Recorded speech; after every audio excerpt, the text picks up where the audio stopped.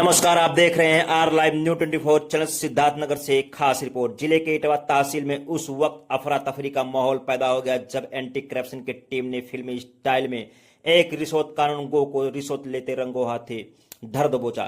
मिली जानकारी के अनुसार भोलानाथ चौधरी नामक कानूनगो, जो कि इटवा तहसील में कार्यरत है, एक प्रकरण में वो काश्तकार से रिश्वत ले रहे थे। तभी एंटी करप्शन की टीम ने उन्हें रंगों हाथ अपनी गिरफ्त में ले लिया। बताया जाता है कि काश्तकार उनके द्वारा मांगे गए रकम को लेकर काफी हैरान परेशान था। इसी कारण से उसने इसकी शिकायत एंटी करप्शन कार्यालय जाकर किया था। शिकायत पर निर्धारित समय के अनुसार एंटी करप्शन की टीम इटवा तहसील दाखिल हुआ और जैसे ही रिश्वतखोरी कानूनगो और काश्तकार से रिश्वत लिया कि तत्काल एंटी करप्शन की टीम ने भ्रष्ट कानूनगो को धर दबोच लिया और तत्काल गाड़ी में बैठाकर रवाना हो गई। नमस्कार। आइए जल्दी आइए, जल्दी आइए।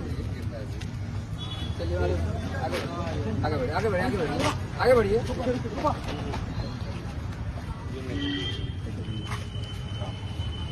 गाड़ी में नहीं भाई, आगे बढ़िए।